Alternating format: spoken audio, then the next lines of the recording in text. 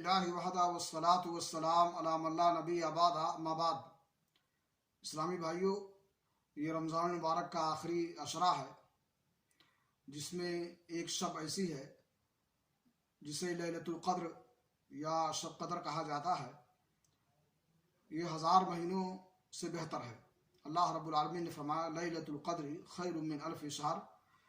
شب قدر جو ہے یہ بہتر ہے 1000 مہینوں سے۔ یعنی اگر کوئی شخص اس رات میں اللہ رب العالمین کی عبادت و بندگی کرتا ہے تو 1000 مہینوں کی عبادت سے وہ عبادت بہتر اور اچھی ہے۔ اور یہ رات آخری عشرے میں طاق راتوں میں ہوتی ہے، کبھی 21ویں، کبھی 23ویں، کبھی 25ویں، کبھی 27ویں، کبھی 29ویں۔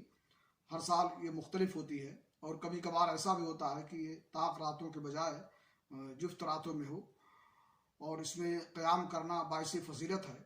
اللہ کے نبی جناب محمد رسول اللہ صلی اللہ علیہ وسلم نے فرمایا من قام لیلۃ القدر ایمانا واحتسابا غفر له ما تقدم من ذنبه۔ جو شخص شب قدر کی رات میں ایمان کے ساتھ اور اللہ رب العالمین سے اجر و ثواب کی امید رکھتے ہوئے قیام کرے گا، قیام اللیل کرے گا، تہجد کی نماز پڑھے گا، تو اللہ رب العالمین اس کی برکت سے اس کے ماقبل کے گناہ کو بخش دے گا۔ اللہ رب العالمین سے دعا ہے کہ اللہ تعالی ہمیں توفیق بخشے کہ ہم ان ایام میں کثرت سے اللہ رب العالمین کی عبادت کریں، قرآن کریم کی تلاوت کریں، راتوں میں قیام کریں، اور اللہ رب العالمین ہماری ان عبادتوں کو ہمارے لیے ذریعہ نجات بنائے۔ وآخر دعوانا الحمدللہ رب العالمین۔